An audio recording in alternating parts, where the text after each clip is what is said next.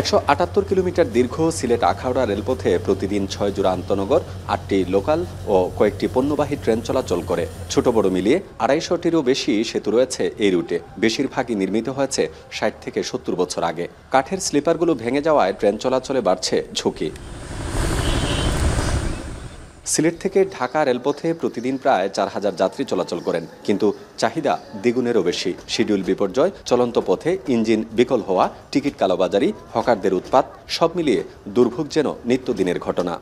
সময়টা অনেক বেশি লাগে এবং স্টপেজটাও অনেক বেশি। ব্রিটিশে যে কাজগুলো করে গেছিল ওগুলারই তালিজোড়া দিয়ে এখনো চলতেছে। রেল লাইনের আরো উন্নতি করা দরকার, রেল লাইন বাড়ানো দরকার, রেল আরো সংযোজন করা দরকার। সিলেট টু ঢাকা, এরপরে সিলেট টু চিটাগং লাইনটা অনেক খারাপ, লাইন ছোট, এরপরে ট্রেনের অবস্থা খুবই খারাপ।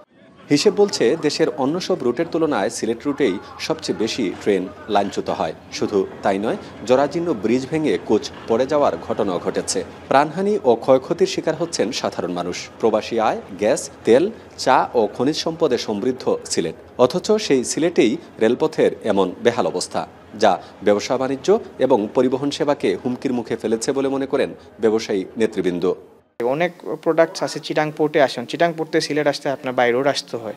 সো তারপরে ধরুন এটা ট্রাকে আসে কিংবা কন্টেইনার লরিতে আসে, যেগুলো আপনার এনাফ প্রোডাক্ট আনা যায় না, বিকজ একসাথে 2-3টা ট্রাক লাগে। তো আপনার যদি ট্রেনে আসতো, ট্রেনে কন্টেইনারগুলো বসে বসে ইজিলি চলে আসতো। সিলেটবাসীর প্রতি এই বিমাতা সুলভ আচরণ কেন হচ্ছে, এর কারণটা আমরা জানতে চাই। আমরা ব্যবসায়ীরা একটা বার আমাদেরকে জানান যে আমরা কি অপরাধ করেছি, আর যদি কোনো অপরাধ না করি তাহলে বাংলাদেশের সর্বত্র রেলের উন্নতি হওয়ার পরেও কেন আমরা যোগাযোগ ব্যবস্থায় দুরবস্থা রয়েছে।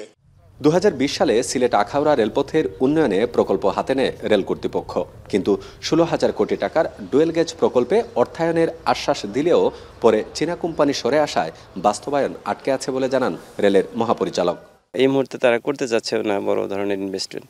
তো আমরা সেই জন্য আমরা এই ধরনের অবকাঠামোগত যে সুবিধাটা সেটা আমরা আপাতত নিতে পারতেছি না, কারণ এত বড় আসলে অর্থায়ন বাংলাদেশের গভর্নমেন্ট থেকে এটা সম্ভব হচ্ছে না। সিলেটের রেলপথ উন্নয়নে বিভিন্ন সময় পরিকল্পনা গ্রহণ করা হলেও তা শুধুমাত্র মন্ত্রণালয়ই ঘুরপাক খায়।